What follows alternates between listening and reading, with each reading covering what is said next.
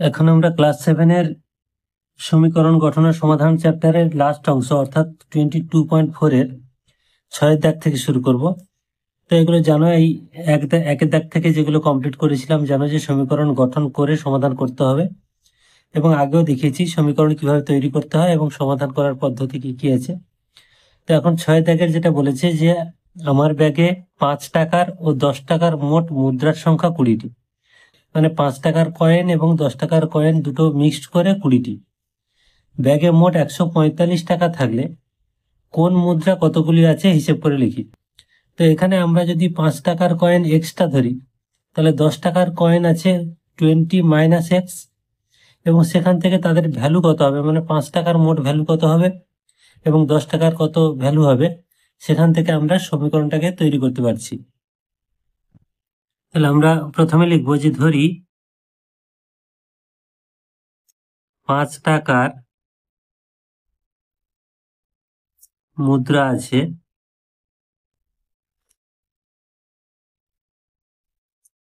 XT। তাহলে অতএব 10 টাকার মুদ্রা আছে 20 - x, কারণ দুটোর যোগফল তো 20, তাহলে একটা যদি x হয় আর একটা হবে 20 - x, তাহলে এতটি।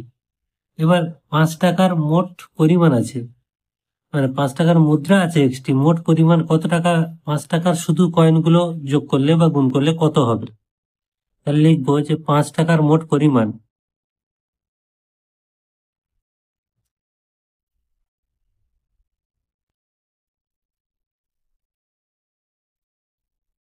সমান 5 × x, মানে যেহেতু XT কয়েন আছে, একটা কয়েনের ভ্যালু হচ্ছে 5 টাকা, তাহলে XT 5 × x এত টাকা, মানে 5x টাকা। একইভাবে 10 টাকার পরিমাণ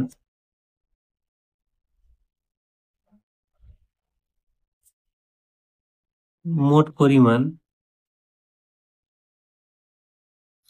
সমান, তাহলে 10 টাকার কয়েন কতগুলো আছে না 20 - x, এত ইন্টু 10, এত টাকা, কারণ একটি কয়েনের মূল্য হচ্ছে 10 টাকা, তাহলে এতগুলো কয়েনের মূল্য হচ্ছে এত ইন্টু 10, এই টাকাটা। তাহলে এটা হলো 5 টাকার কয়েনের মোট ভ্যালু, এটা হলো 10 টাকার কয়েনের মোট ভ্যালু। এই দুটোকে যোগ করলে কত হবে না 145 টাকা বলে দিয়েছে, যে মোট 5 টাকা এবং 10 টাকা কয়েন মিলে আছে 145 টাকা। তাহলে শর্তানুসারে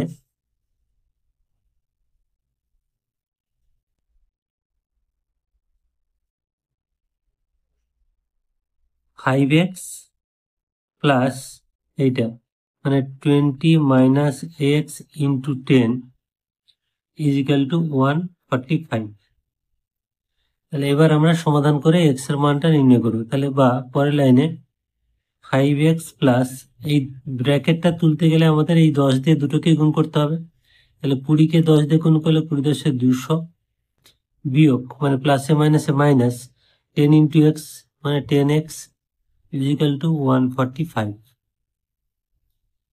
তাহলে সবগুলো x আমরা যদি একদিকে করি, তাহলে এখানে দেখো 5x - 10x, তাহলে মানে এটা হবে -5x = এই 200টা উপরে গিয়ে ওই পারে গেলে কি হবে, ডান দিকে গেলে মাইনাস হবে, মানে 145 - 200, বা তাহলে -5x = 145 থেকে 200 আমরা যখন বাদ দিচ্ছি তখন নেগেটিভ সাইন আসছে, মাইনাস কত আসছে না 55, মানে 200 থেকে 145 বাদ দেব এবং বড়টার যা সাইন থাকবে তাই হবে। দুই দিকের মাইনাস আমরা কাটলাম। এবার এক্স এর মান বার করতে গেলে এই 5টা এদিকে ভাগ করে দিতে পারো, অথবা দুদিকেই 5 দিয়ে ভাগ করতে পারি। তাহলে এখানে আমরা কি করছি, এক্স সমান 55/5, তাহলে 5 × 5 = 5 × 11 = 55। তাহলে অতএব এক্স = 11, অর্থাৎ 5 টাকার যে কয়েন আছে সেই কয়েনের সংখ্যা কত, 11টি। তাহলে অতএব 5 টাকার মুদ্রার সংখ্যা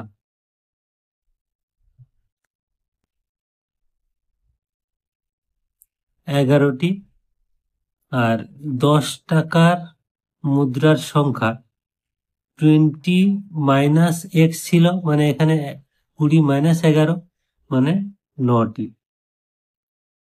তাহলে এই হলো অ্যান্সার। এবার সাথে দাগেটা দিয়েছে, দেখো একটা খুব সহজ অঙ্কই দিয়েছে।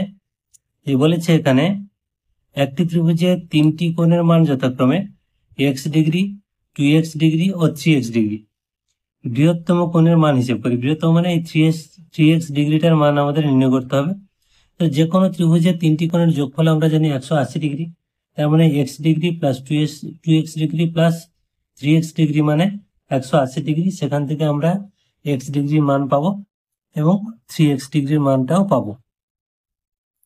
তাহলে ত্রিভুজের 3টি কোণের যোগফল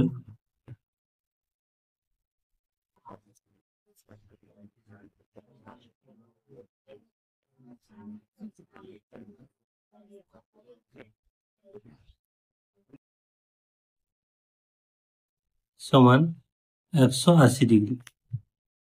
তাহলে এখানে যে 3টি কোণ দেওয়া আছে x degree, 2x degree, 3x degree, সেই 3টাকে যোগ করলে এটা হবে। তাহলে আমরা লিখবো শর্তানুসারে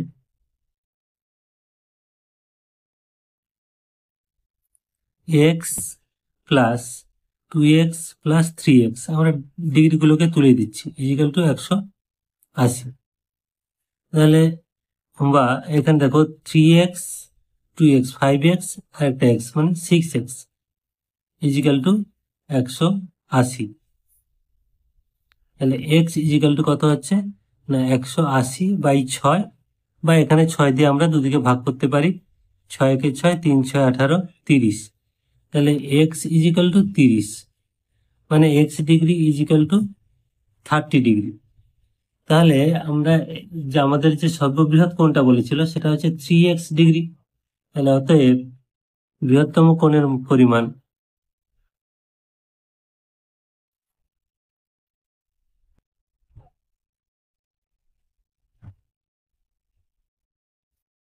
সমান 3x ডিগ্রি মানে 3 into 30 degree equal to 90 degree.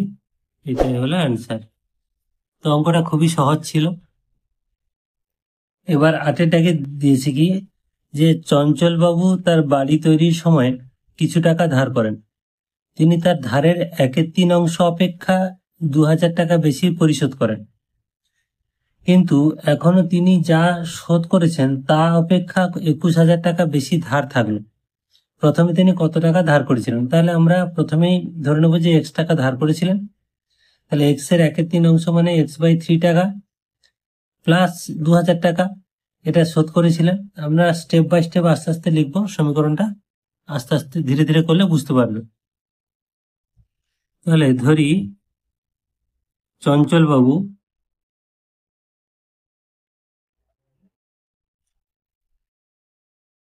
প্রথমে x টাকা ধার করেছিলেন।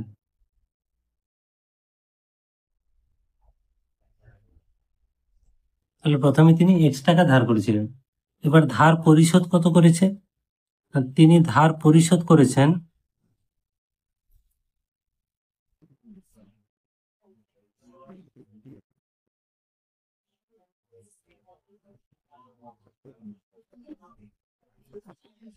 সমান বলেছে যে টাকা নিয়েছিল তার 1/3 মানে 1/3 x, তার সঙ্গে 2000 টাকা যোগ করতে হবে, মানে যে টাকা ধার করেছিলেন তার 1/3 প্লাস 2000 টাকা, মানে এই টাকাটা তিনি পরিশোধ করেছেন এত টাকা।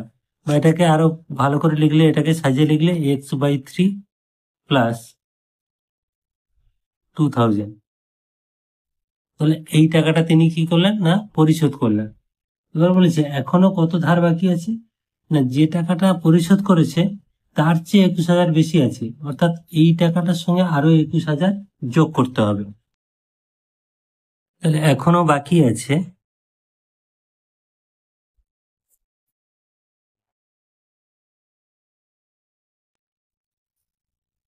এই টাকা মানে x/3 প্লাস 2000 প্লাস 21,000। তাহলে এই টাকাটা এখনো শোধ করতে বাকি আছে, বা এটাকে আমরা যদি ব্র্যাকেট তুলে দিই তাহলে x/3 প্লাস 23,000 এই টাকাটা শোধ করতে বাকি আছে। তাহলে এই টাকাটা শোধ হয়েছে, এইটা শোধ করতে বাকি আছে, এই দুটোকে আমরা যদি যোগ করি তাহলে যে টাকা ধার করেছিল সেইটা সমান হবে, মানে এই দুটোর যোগফলই হচ্ছে এক্স। তাহলে শর্তানুসারে আমরা লিখব যে শর্তানুসারে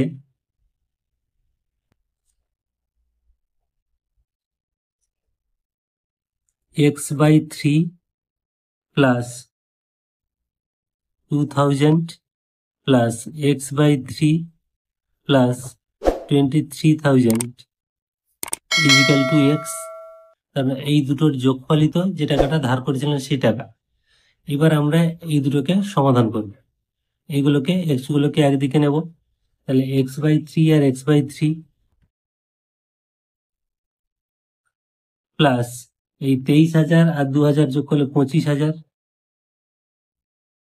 ইজিক্যাল টু এক্স।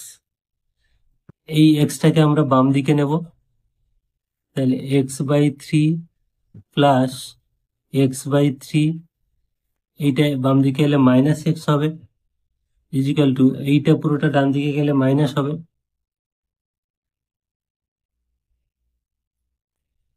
বা দেখো এই তিনটের এর নিচে এক আছে, তিনটে লসাগু হবে 3, 3কে 3 দিয়ে ভাগ করলে 1, 1 ইন্টু এক্স মানে এক্স, এটাও তাই এক্স। এটা হচ্ছে মাইনাস, এটা 1 দিয়ে 3কে ভাগ করলে কত হবে 3, 3 ইন্টু এক্স মানে minus 3x equal to minus 25,000। সমাধান তোমরা আগে শিখেছো এটা। তাহলে এখানে দেখো একবার করে দিচ্ছি, এক্স আর এক্স 2x, 2x থেকে 3x বাদ মানে minus x by 3 equal to minus 25,000। তাহলে মাইনাসটা আমরা কেটে দিতে পারি উভয় দিকে। এবার এই তিনটাকে সরানোর জন্য আমরা 3 উভয় দিকে গুণ করতে পারি, অথবা এই 3টা ডান দিকে নিয়ে গুণ করতে পারি, মানে এক্স ইজিক্যাল টু 25,000 ইন্টু 3, বা এক্স ইজিক্যাল টু 25 3 75,000 এত টাকা। তাহলে তিনি কত টাকা ধার করেছিলেন না 75,000 টাকা ধার করেছিলেন। অতএব তিনি 75,000 টাকা ধার করেছিলেন।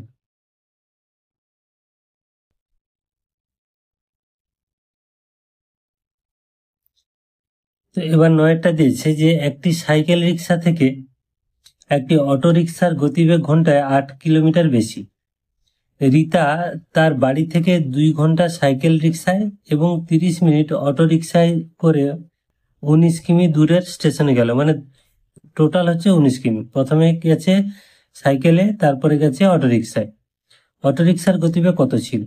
তো আমরা যদি সাইকেল রিক্সার গতিবেগ x কিলোমিটার ধরি ঘন্টায়, তাহলে অটো রিক্সার গতিবেগ হচ্ছে x প্লাস 8 কিলোমিটার। তাহলে এইভাবে আমরা ধীরে ধীরে সমীকরণটাকে প্রথমে তৈরি করি। তাহলে ধরি সাইকেলের গতিবেগ ঘন্টায় x কিলোমিটার বা x কিমি। অতএব অটো রিক্সার গতিবেগ ঘন্টায় বলেছে 8 কিলোমিটার বেশি, মানে x প্লাস 8 কিমি। এবার বলেছে 2 ঘন্টায় সাইকেলে যায়, তাহলে সাইকেলে মোট কত পথ যাচ্ছে? x ইন্টু 2, 1 ঘন্টায় তো x কিমি যাচ্ছে। তাহলে অতএব রীতা 2 ঘন্টায় সাইকেলে মোট যায় 2 ইন্টু x কিমি সমান 2x কিমি। তাহলে এটা গেল সাইকেলে মোট পথ গেল। এবার 30 মিনিট অটো যাচ্ছে, 30 মিনিট এটাকে আমরা ঘন্টায় করে নিতে পারি, সমান এখানে করে নিচ্ছি 1 2 ঘন্টা, কারণ 60 মিনিটে 1 ঘন্টা, 30 মিনিট মানে হাফ ঘন্টা। তাহলে 1 2 ঘন্টায় অটোয় মোট যায় সমান, এই দেখো এখানে দেখো 1 ঘন্টায় যাচ্ছে x+8 কিমি, তাহলে হাফ ঘন্টায় কত যাবে? এইটা ইন্টু হাফ, x+8 ইন্টু 1/2 এত কিমি, মানে এটা হলো কত? x+8/2 কিমি। আশা করি বুঝতে পারলে যে 1 ঘন্টায় যাচ্ছে x+8 কিমি, 30 মিনিট মানে হাফ ঘন্টা, হাফ ঘন্টা যাচ্ছে কত? এইটা ইন্টু হাফ, দুইটা নিচে আছে x+8/2। তাহলে এই যে পথ, এটা গেল সাইকেলে, এটা গেল অটোয়, এই দুটোর যোগফলই বলে দিয়েছে 19 কিমি। তার মানে এই দুটোকে যোগ করলে আমরা 19 পাবো। তাহলে শর্তানুসারে লিখবো, শর্তানুসারে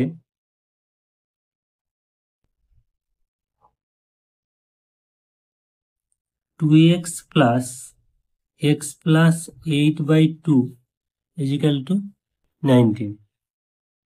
বা এবার লসাগু আমরা করে নিচ্ছি, এর নিচে ধরো 1 আছে, তাহলে 2 আর 1 এর লসাগু 2, 1 দিয়ে ভাগ করলে 2, 2 ইন্টু 2 4, 2 ইন্টু 2 4 হলো 4x প্লাস এই 2 কে 2 দিয়ে ভাগ করলে 1, 1 গুণ এটা মানে যা আছে তাই লিখবো, x+8 ইজিক্যাল টু 19। তাহলে 4x প্লাস x মানে 5x প্লাস 8/2 ইজিক্যাল টু 19।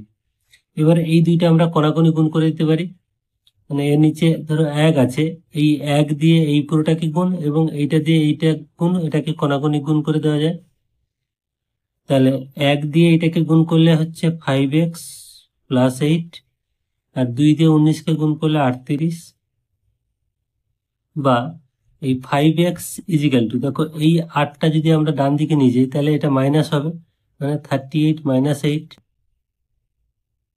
বা 5x ইজিক্যাল টু 38 থেকে 8 বাদ দিলে 30, বা x ইজিক্যাল টু এটাকে 5 দিয়ে ভাগ করে দিয়ে দুদিকে ভাগ করতে পারি, অথবা এটাকে আমরা নিচে নিয়ে যেতে পারি, 5 6 30। তাহলে x সমান কত হলো? x সমান 6। মানে আমরা যে x কিমি ধরেছিলাম সাইকেলের গতিবেগ, সেটা হচ্ছে ঘন্টায় 6 কিমি। তাই সাইকেলের গতিবেগ যদি ঘন্টায় 6 কিমি হয়, তাহলে অটো রিক্সার গতিবেগ কত হবে? না 8 কিমি বেশি। তাহলে অতএব অটো রিক্সার গতিবেগ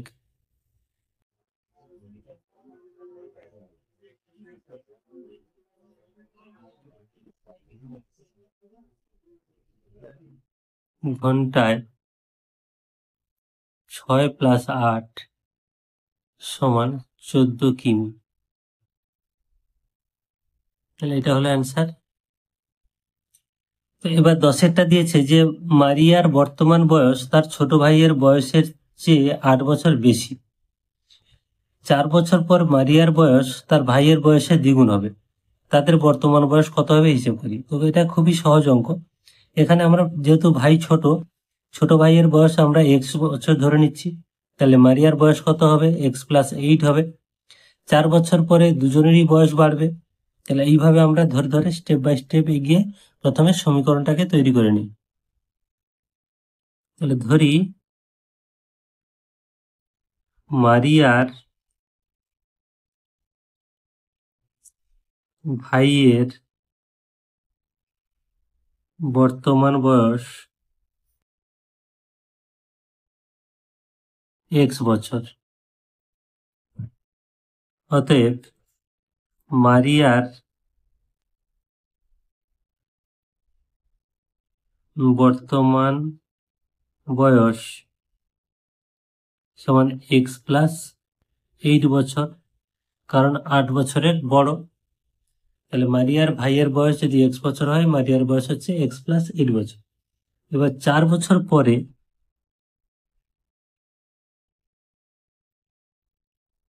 ভাইয়ের বয়স হবে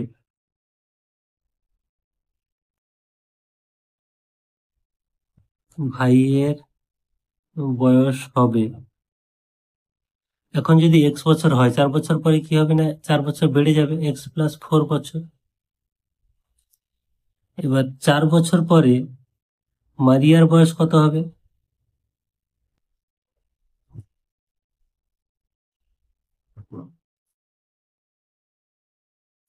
মারিয়ার বর্তমান বয়স কত? x+8 বছর। তাহলে এইটার সাথে আবার 4 বছর যোগ হবে, এত বছর মানে এক্স প্লাস 12 বছর।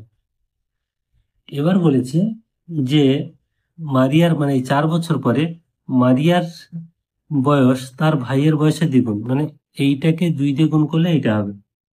তাহলে এটাই হচ্ছে মূল শর্ত। শর্তানুসারে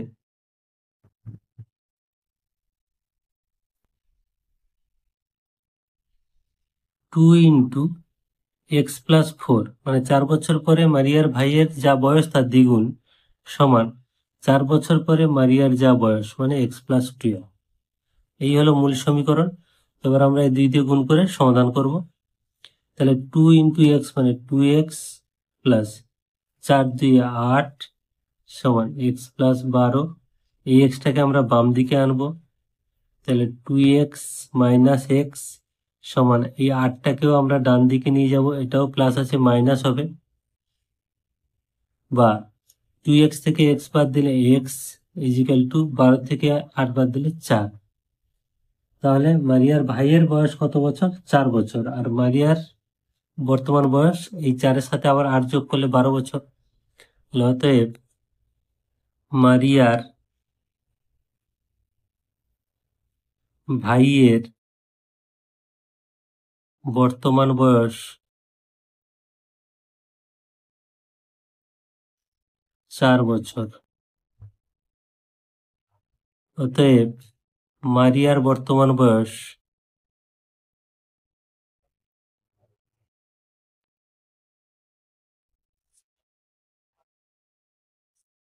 4 প্লাস 8 মানে 8 বছরের বড় বর্তমানে সমান 12 বছর। তো এই ভিডিওটা দিয়ে আমাদের এই চ্যাপ্টারটাও শেষ হলো, এই অঙ্কটা দিয়ে আমাদের চ্যাপ্টারটাও শেষ হলো, এবং এই ভিডিওটাও এই চ্যাপ্টারের মানে এই সমীকরণ গঠন এবং সমাধান এই পুরো চ্যাপ্টারটারই লাস্ট ভিডিও। তো এখানে ভিডিওটা শেষ করছি। আশা করি তোমাদের বুঝতে কোনো অসুবিধা হয়নি। সবাই ভালো থাকবে। Thank you.